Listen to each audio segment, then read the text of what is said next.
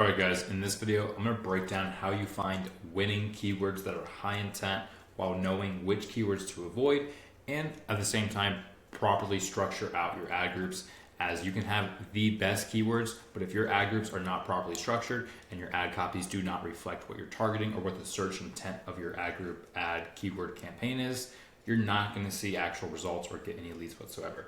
So depending where you are with your current Google Ads campaign, whether you haven't even set it up yet, maybe you're mid setup or you're in the middle of a live campaign and you're wanting to re-optimize some keywords, obviously the approach to setting all this up is going to vary, and there definitely are a couple different ways and scenarios to find those winning keywords.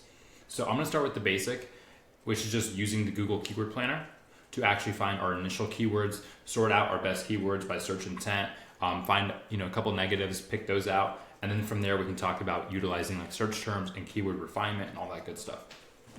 So in order to get to the Keyword Planner, you're just going to go ahead, hover over this tools icon here, and then click Keyword Planner. Should take you to a page that looks like this.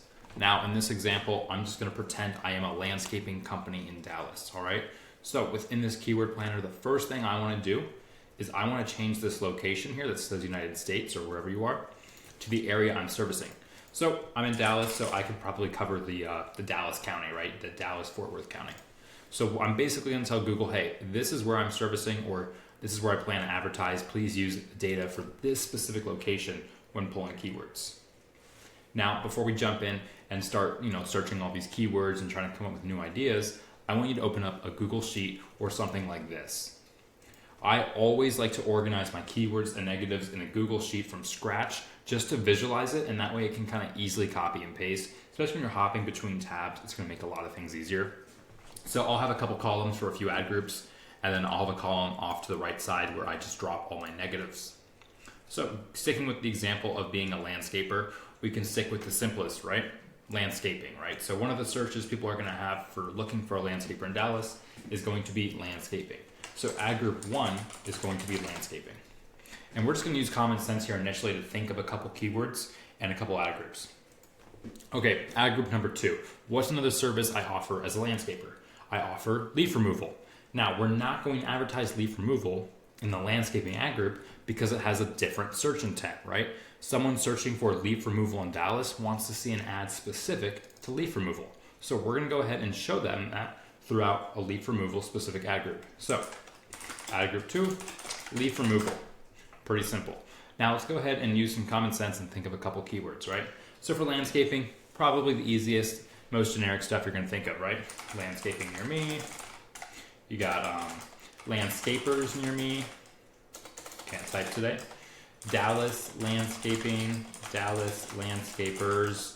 We could even do like landscape companies in my area, landscape companies near me, right? There's a bunch of different variations we could do of this. And when you're picking keywords or coming up with keywords, just keep in mind that if you're using phrase and exact match, the keyword match types, Google's going to auto match your keywords to what's called close match variants. So don't worry about like plurals or singulars or having like a certain like noun or something missing. Google's going to automate that, So if my keyword is landscaping near me, Google is smart enough to auto match that to Dallas landscaping near me or landscaping companies near me. It's using what's called close match variant algorithm to actually find that. So not everything has to be absolutely perfect. Just think in terms of the overall intent of the keyword, right? Notice how I'm not doing anything like hardscaping or leaf removal or cement paving near me. I'm not doing that because it doesn't fit the search theme or search intent of landscaping.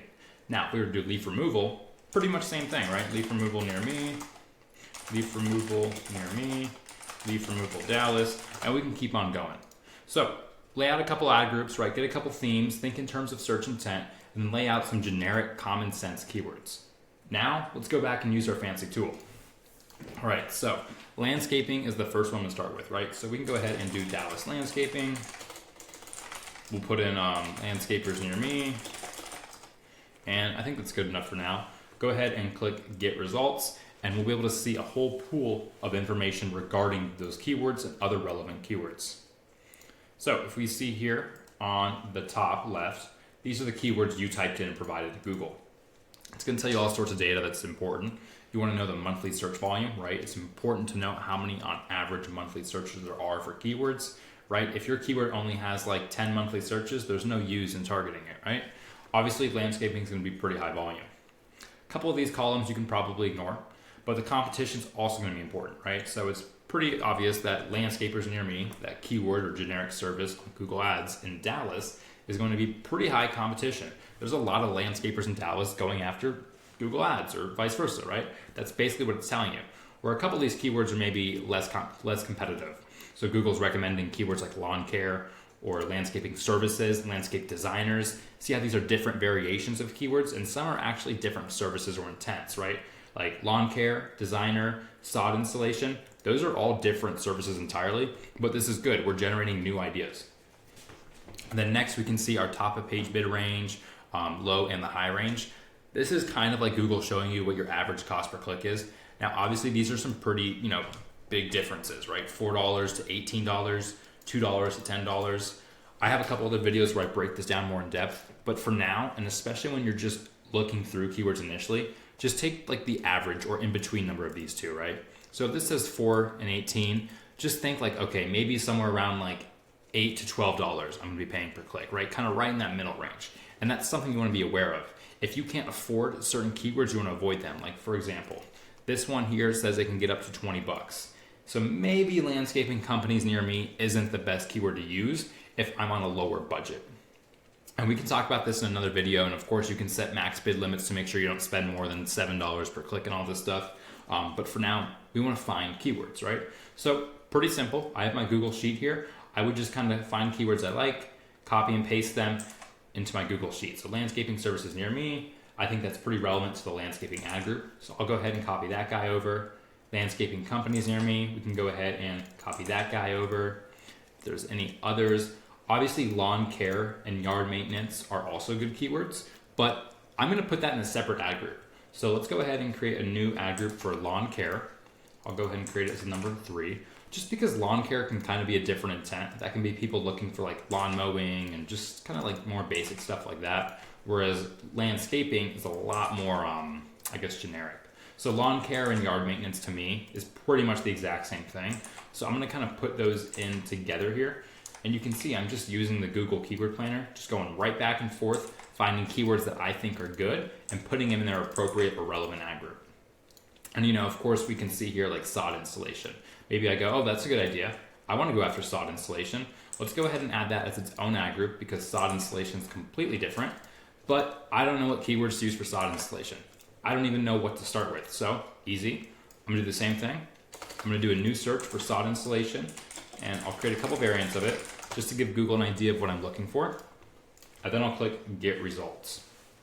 And then boom, just like that, Google's gonna recommend me a bunch of keywords that's related to sod installation, right? So sod replacement, that's a good one, right? That's a variation of sod installation. We have sod installation near me. A couple other variations, sod installation cost, that's a good one. Maybe even laying sod, that could be kind of relevant, right? And then we could just kind of keep going on forever and ever, depending how many keywords or ad groups you want. I wouldn't stress about having too many keywords. I would stress more about having relevant keywords instead of relevant ad groups, right? Because like I said, Google's gonna take most of your keywords and auto-match them to many other terms. So most of the time, you can get away with having like less than 10 keywords and it's totally fine. But let's talk about finding some negatives, because as I was skimming through this, I noticed that Google's recommending turf grass cost. Well, maybe I don't do anything with turf whatsoever, so I'm gonna go ahead and kind of take that root word, I call it, or sometimes I call it the trigger word. In this case, it'd be turf. I'm gonna add that to my negative keyword pool. And I know personally another variation of turf is also artificial grass. So I'm gonna go ahead and add that to my negative keyword pool. Now when I actually create my campaign, I can go ahead and drop those in the negative keyword list to ensure my ads do not serve for anything relating to turf or artificial, such as turf grass, artificial grass, stuff like that. Now that we know how to actually find keywords using Keyword Planner, obviously you want to sort out those ad groups and all that good stuff. Let's talk about finding new keywords and negative keywords using Google search terms, search term report. So this would be, obviously you have a campaign running, it's running for a couple days, couple weeks, couple months, whatever it may be. You have active data, right? You're actively serving your ads. You can utilize the search terms data, which is under insights and reports, search terms, and you can see every specific search that your ad is actually appearing for, regardless of it being a keyword or not. And you can see what's triggering it, how much you spent, and all that sort of stuff. So, like for example, this keyword, the exact match leaf cleanup keyword, has triggered the search term picking up leaves. Now that's what is called close match variant. We talked about that earlier. That's where Google's going to take your keyword and kind of match it to search terms it finds useful, relevant, similar, whatever it may be. This is good and bad, right? It's good because maybe sometimes you'll find new keywords, right? Like leaf removal Austin. Okay, cool. That's a good keyword. Other times you may find negative keywords that you don't want to target, right? Like lawn leaf collector, leaf rakers. You have some competitor keywords in here, right? So utilizing this tool, this report, the search terms report, you can find new keywords and new bad keywords.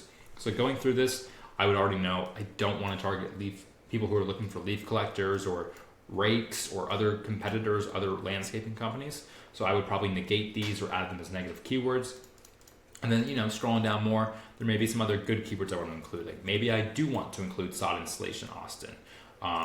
Grass painting, right? Maybe I do want to include that. We have lawn painting here, so grass painting would be a good variation of that term. So definitely could go ahead and add that in.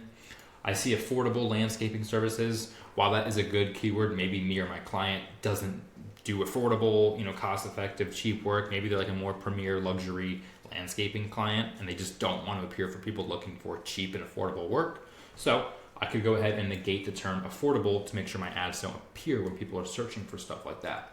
Right? And just scrolling down through your search terms report is honestly the best way to check in on your campaign health and really get a glimpse into what you're spending money on, right? Are you wasting your money on irrelevant terms, or does most of the search terms here look relevant and you are running ads properly and your ads are showing for relevant things, right? So using your search terms report, not only can you find winning keywords, but you can also find those negative keywords or search terms that may be dragging your account down that you need to negate and fix fast.